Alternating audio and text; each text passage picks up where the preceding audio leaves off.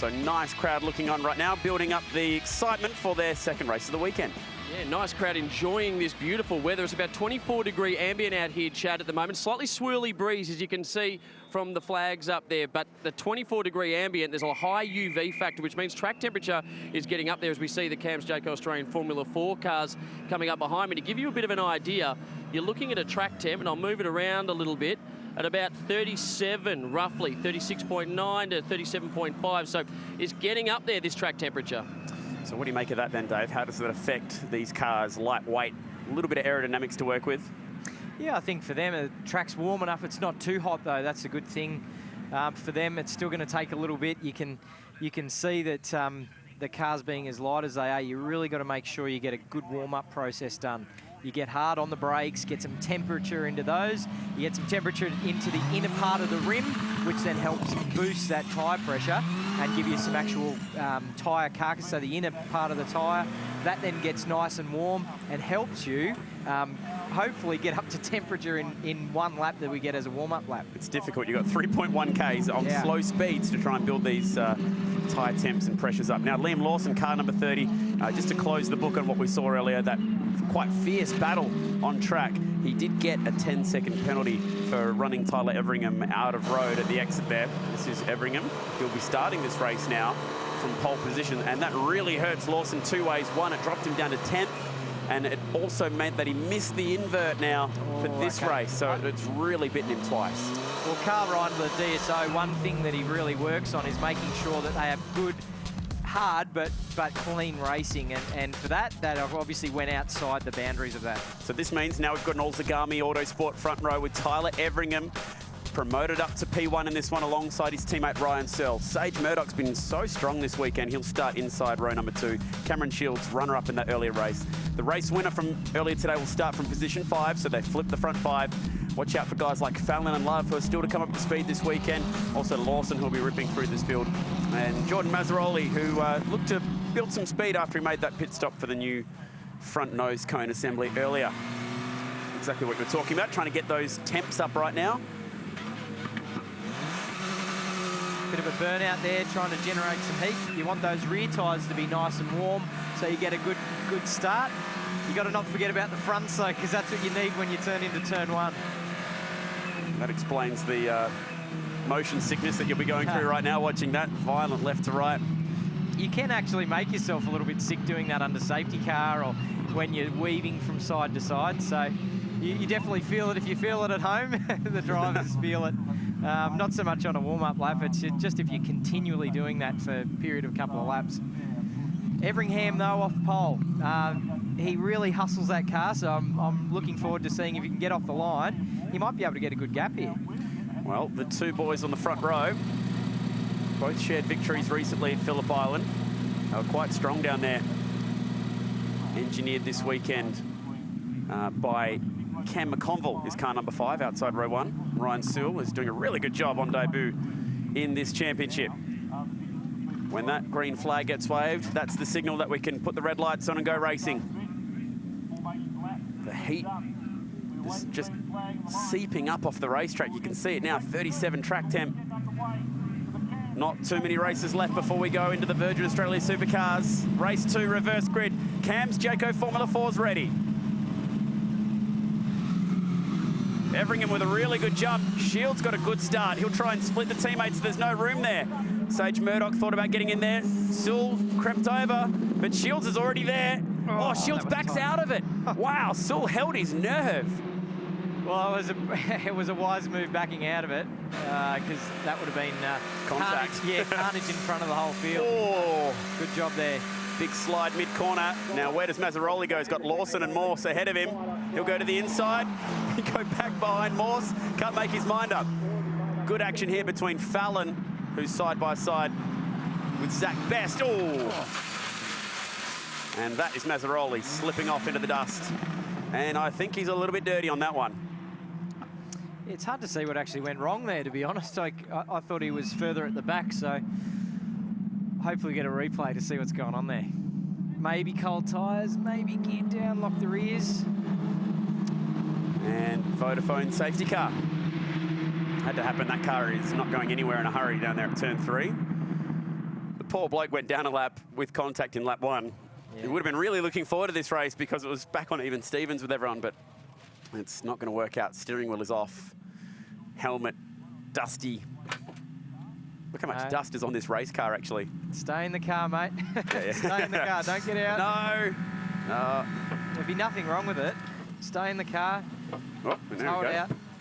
I think the team just told him, don't get out if it's okay. They're hooking it up to the crane. And it's so easy to have a rush of blood in that situation where you're like, right, day's done. But it's not. They're queuing up with the safety car. If they can get it all happening, they've simply just got to tow the car out of the gravel and get going again.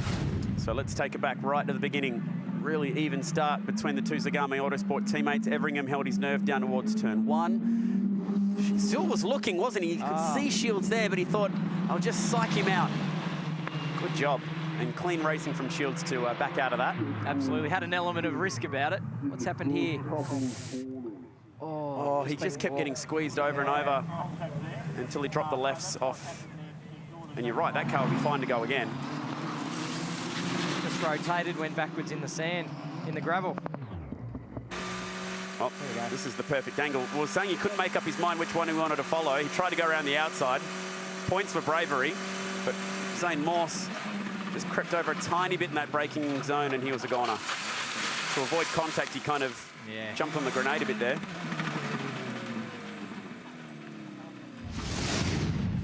It's a lonely feeling. Yeah, it is.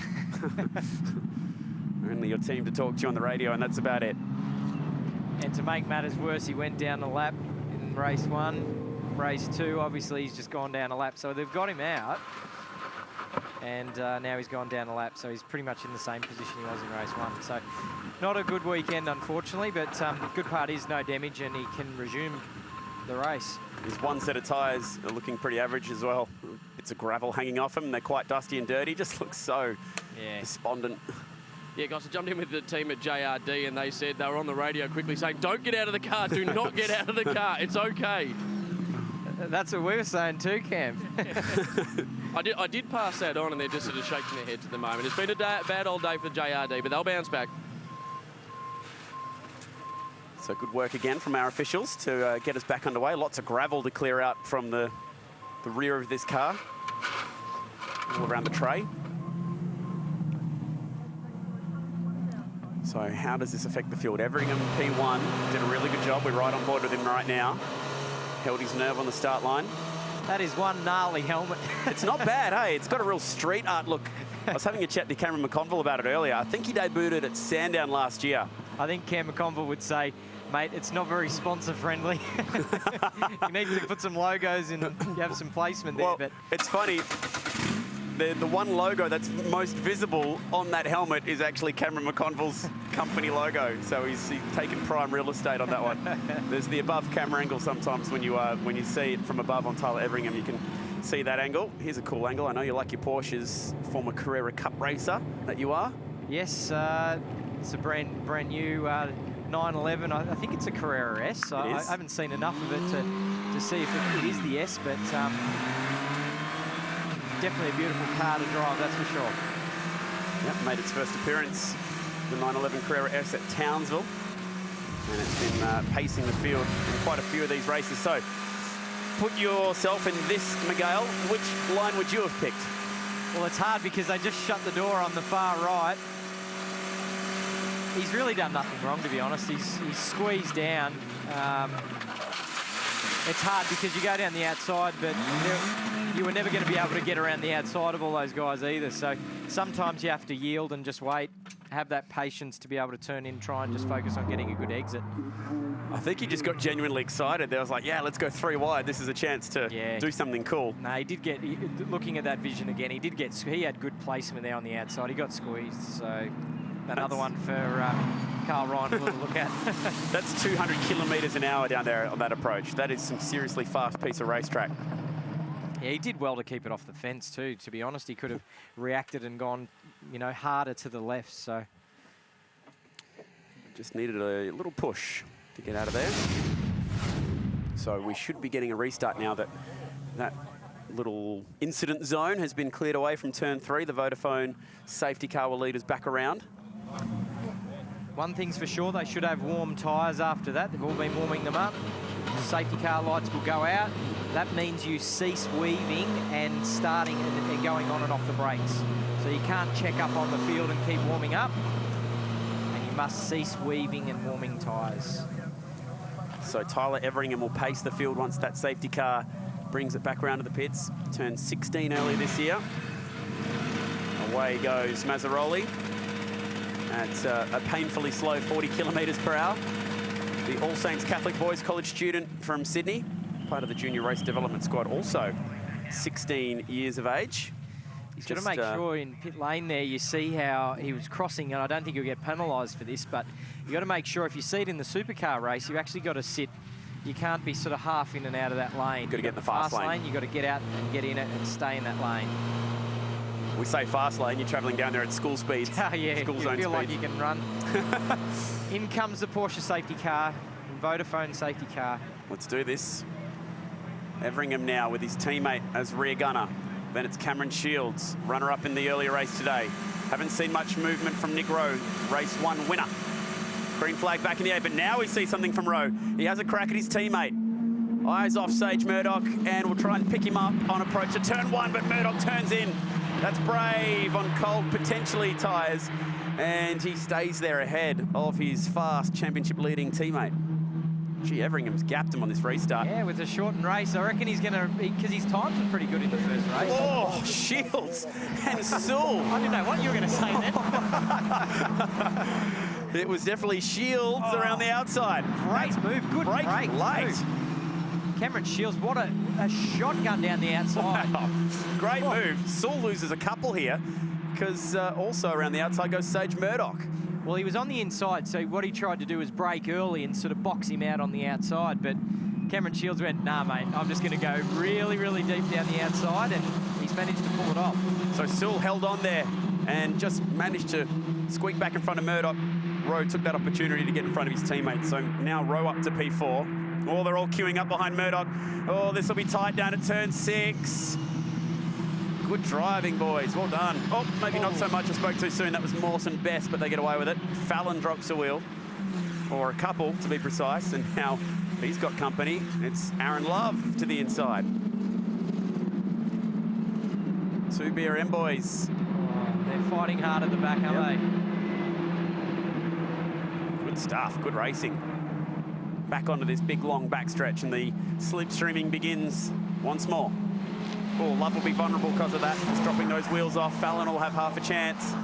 P10 at the moment for Simon Fallon. He won the last round. He's not where he wants to be.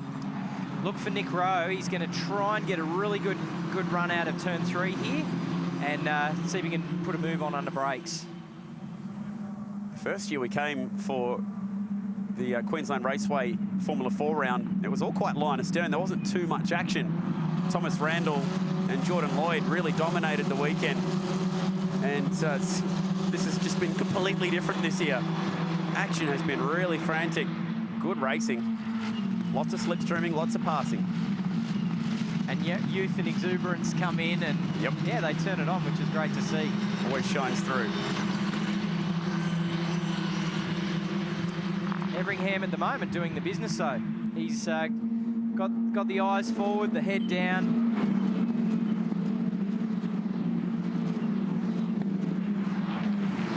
Liam Lawson's done a really good job from 10th to 5th in this race. Biggest mover and shaker so far. And that was Zach Best letting it all hang out through turn 1. Just get it turned at turn 2. Use that exit curb. So you were saying, watch out for Nick Rowe. Here he is. He's lurking. Just got to get a little bit closer there, get in the slipstream. He's on it now. If he can get a good run out, which he has. Just watch for him down the inside at one of these, whether he goes into turn 4 now and has a go, or he goes into the last corner, being turn 6. He's just got to get close enough to get that slipstream in a bit of a tow. He was just 1 kilometre per hour faster down the backstretch last time by Nick Rowe, so there's really nothing in it. Tyler Everingham out by himself, 202 kilometres per hour. All those behind him, 205, 206, 207. So 5 kilometres per hour the difference if you've got a real strong tow down the front straight or the back straight. it seems like you've really got to be tucked up behind the rear wing of the car in front to get a really good tow. The trouble is when you're that close, you've got to basically fade out straight away and try and make the move. Then you lose that advantage. Of course. Yeah.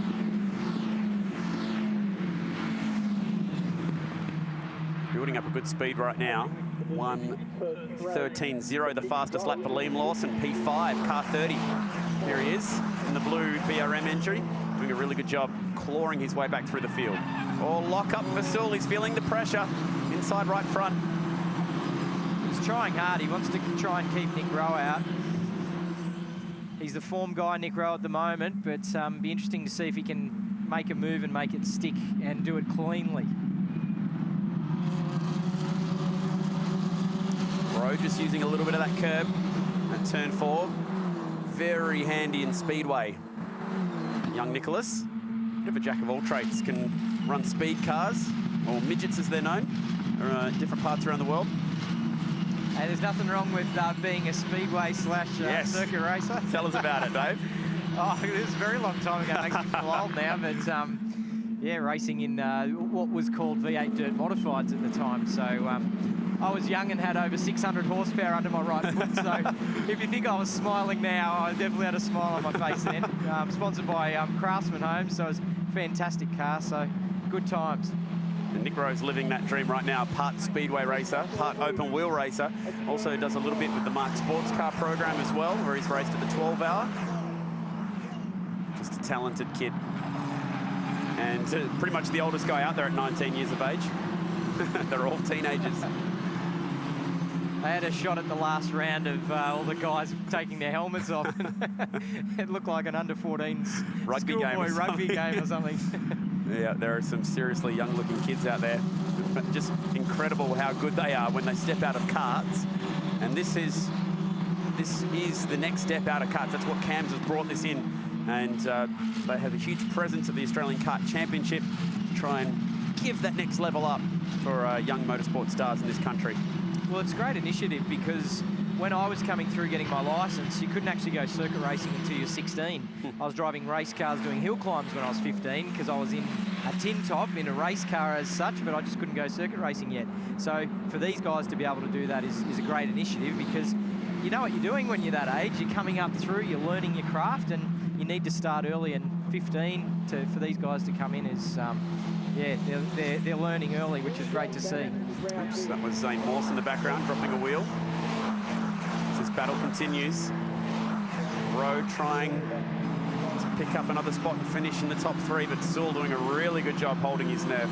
He is. He's barely made a mistake, a little bit of a lock-up here and there, but he's doing a great job holding out Nick Rowe, who's had some really good pace this weekend. Good to see some former Formula 4 racers. In the class of 2015 in particular, we've got Tom Randall here, who took the pole position. He raced in the last race. That was on track in V8 touring cars. Zane Goddard is here this week, and he lives over in the UK now. His open wheel career progressing nicely.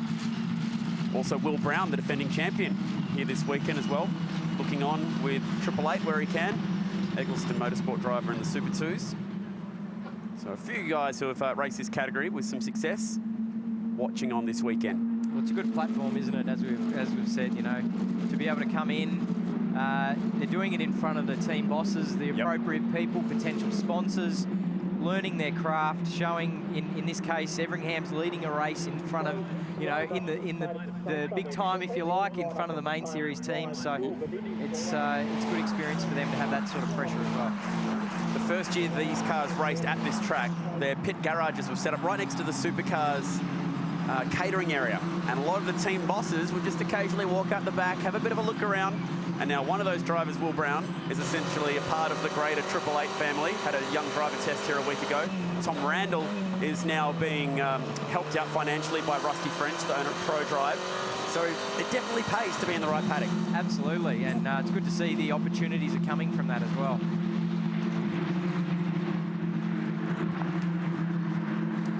So a bit of news brewing. Tyler Everingham leading the way, but I've got bad news for the young man from Dubbo. False start, he's going to get a 5-second post-race penalty.